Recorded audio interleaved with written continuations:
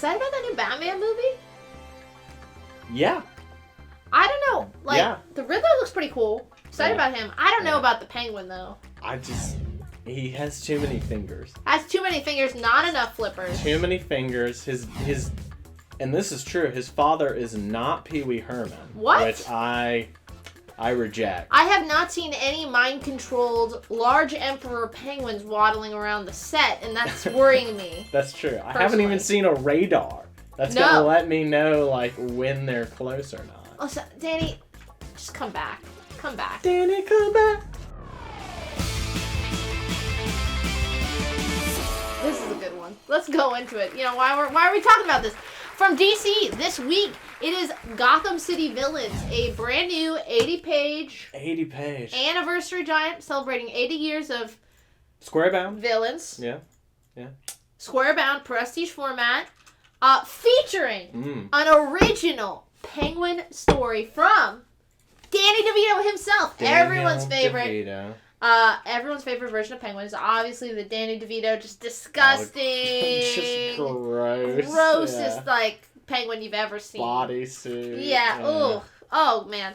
So Danny DeVito, he is writing this story. So this is his first comic work. So I am stoked because everyone knows Batman Returns. Everyone knows how I feel about that movie. I do.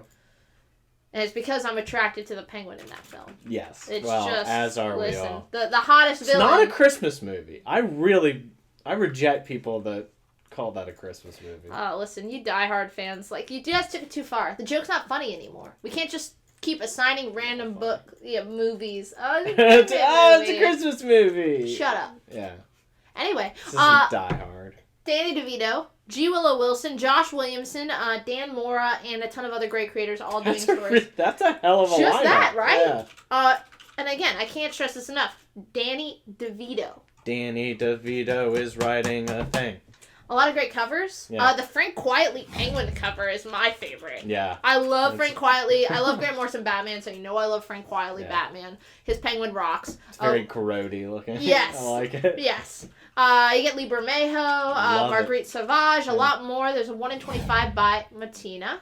1 in 50 by Chris Burnham, another Grant Morrison run collaborator.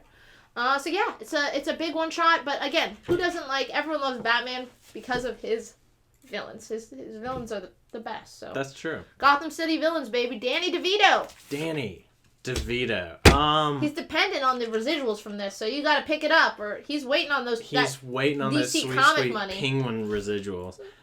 Fear State is over or ending. Fear State is ending. This is it for Tynion. This is it for Tynion on the Batman. Very sad. This is Batman Fear State Omega. It's been a hell of a ride. It has been quite a ride. I've enjoyed it. I really like the whole like I'm gonna break the city to make them stronger because that's what happened to you, Batman. It's like you're not exactly wrong, Dr. Crane. But we've got the A cover, Jamal Campbell. What more could you want? Perhaps some Bianchi, baby. Some I loved Bianchi. his 1 in 25 on Hulk. Number gorgeous. 1. So absolutely good. Gorgeous. So good. And speaking of gorgeous, the 1 in 25 is the Jorge Jimenez design variant. I've been really loving. fun. I really like his work. His stuff's awesome. Very, very clean. Reminds me a lot of Sam Nee's early stuff. Oh, sure. Works particularly well for Batman, but this is it. This is the grand finale to James Tynion IV's celebrated Batman run. Figure out. Find out. People were worried about him. Remember when people were like, I don't know about him taking up by the he's top. going to be a placeholder. And it's like, You were wrong. You were wrong. It's, I guess, a 5th week, because we got a ton of annuals. So there's the Batman annual, Detective annual, Joker annual, Justice League Dark, Nightwing. Dark gets its own annual. I really like that. Yeah, Nightwing, Robin, and Wonder Woman. So if you have a DC book on your pull, you're going to get hit with an annual this week. Oh, the Wonder Woman has that great Mitch Gerrard's cover. Did you see that? With the girl standing in front of the poster or whatever. Absolutely. Yeah, it's very cool. Wonder Woman. Okay. Yeah, Wonder Woman. Historia. It's the history of the Amazons. The Amazon Historia. It is in the same vein as like the other history of the DC universe. Right. It's like a painted book, right? The whole thing is. So it is just like immaculate to look at, but it also just takes you through sort of like the order of events. And it is definitely going sort of in the same line as the DCEU, where it considers Wonder Woman to be the first proper superhero. Right. And therefore, like, the existence of the Amazons has had a major impact on the course of human history. And it's like kind of going to each of those touchstones and being like, here is how this existence played out differently from our own universe. That is super cool. It's really good. It is written by Kelly Sue DeConnick and art by Phil Jimenez. Yeah. And it's the best looking Wonder Woman book I've ever seen. Yeah, it is. It is, of course, oversized, black label, magazine size format, and it is worth the price of admission. Absolutely. Like, if anything, I thought, because it's not just, it is oversized, but it is, I mean, it's thick. It's a solid, I mean, it took me probably like about an hour to finish like the first installment, chapter. Yeah, but because it's also one of those that you just flip the page. And you're like, look at that come spread. on, Yeah. I really liked it, and for just kind of it was one of those surprise. I was like, I'll read a couple pages, see how it is. Ended up reading the whole thing. Yeah. That was one of the first Black Label books they announced, and it's just been coming because the art has been so like laborious. Yeah. But like totally worth the wait. It shows. Yeah. I mean, like this is a gorgeous looking book in the vein of like. Really reminds me of a lot of those original Marvel graphic novels that they did, where they got like the very experimental. Size. Yeah, absolutely. It's very much like that. It is great. It lives up to its epic scope. Pick it up. Yeah. From Ablaze Comics. You know what I always say? 4 legs good, 2 legs better. It's a little Animal Farm joke. Okay. Probably read it multiple times. Probably. You never read it in school? You didn't have to read Animal Farm? Yeah, I did. Everyone did. It's like the one book. They're like, The Pig is Stalin. Eric Arthur Blair. What's that? George Orwell's real name. Look at that. Fun fact.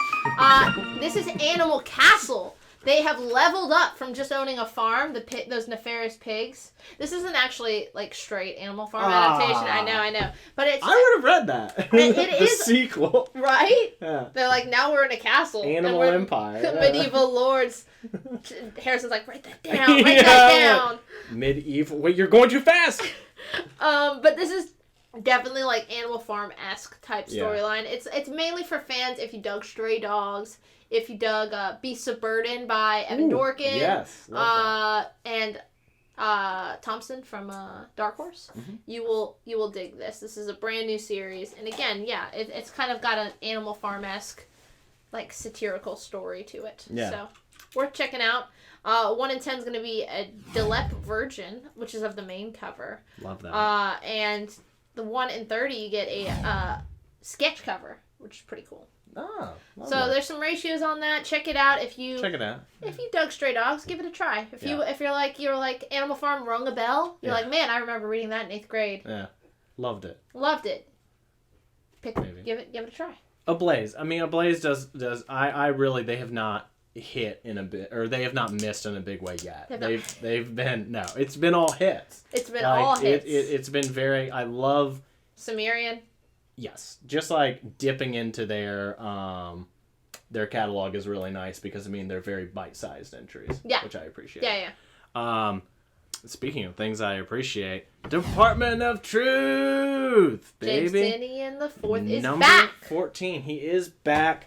We've got art by John Pearson. From Blue and Green, which we were just talking about. If you have not read Blue and Green, it is phenomenal. Yeah, it's awesome. Standalone graphic novel Image put out like a year ago. With Rom V. It's so good. It is unreasonably good for how I feel like sparsely read it is. Especially, it is very like Department of Truth vibes for sure. If you're reading Department of Truth and you haven't read this, it's very interesting you said that. When I first saw the art for Department you thought it was Simmons. I thought it was Pearson. I thought it, I was like, I read that guy's graphic novel recently. Yeah. But also we are finally getting the origin of The Woman in Red. Oh. So, yeah, they've been very, very tight-lipped about that, playing it close to the vest. They are finally opening the world up a little, giving us a little peek behind the curtain.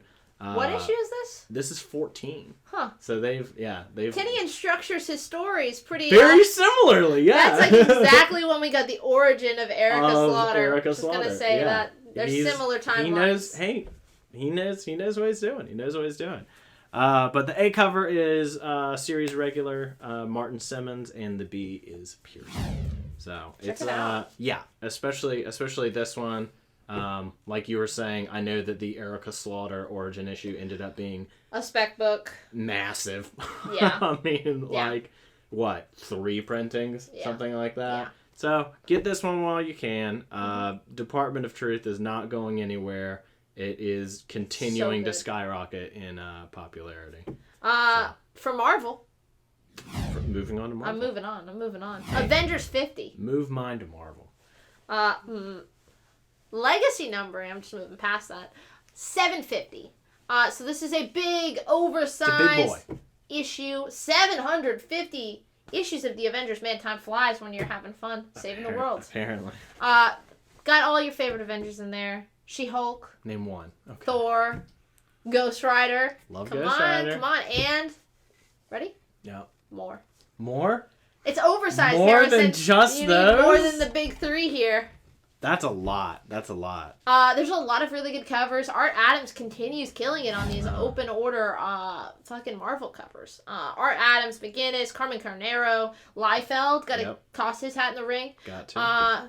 He did a little bit of Avengers. He was on Avengers for a minute, I think. He was on everything after Reborn. Yeah. 1 in 25, again, by our friend Simone Bianchi. Very good. 1 in 50 by Steve McNiven, who's also been doing some really good covers for Marvel. He did all those great Star Wars covers. And, of course, you got to get a Kirby Hidden Gem variant on that, 1 in 100. Again, this is Jason Aaron still on Avengers. This is a big issue for him.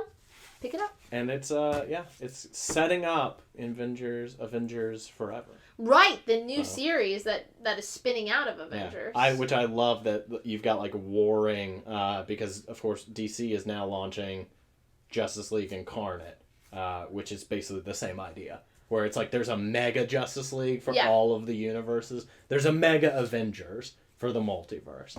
This is where that begins. For a minute I thought you were telling me they were doing a Batman Forever adaptation, like Batman 89, and I was really pumped. I'm like, let's bring back Jim Carrey. Yes, please. You're like, Jim Carrey is writing. More Jim Carrey is writing it, drawing it. Tommy Lee Jones heavily involved. Just so involved. And then last but certainly not least, we've got The Death Continues. The Death of the Good Doctor. It's a long death, Strange. Man. It is a long death. Death rattle. A long death rattle. But we've got the one-shot Spider-Man and White Fox. Spider-Man written by Jed McKay. Just gonna slip in some more Black Cat. Love how he does that. Art by Marco Ferreira. Thank you. And then White Fox, we've got Alyssa Wong writing, and the art by Andy Tong. So pick that Covers up. by In-Hyuk Lee. That too. And Momoko and Rico. Yeah, there's a lot of really good covers on that. Really good covers. Harrison was going to tell you, but I was like, let me give him a hint. You should read those off. Yeah, I need a hint every now and again. My palms got all sweaty in the answers. Whew. I'm feeling the energy on this one. It's a really good episode. I'm like, the vibe between us has never been stronger. If I am not fired by the end of this week, I will consider it a victory.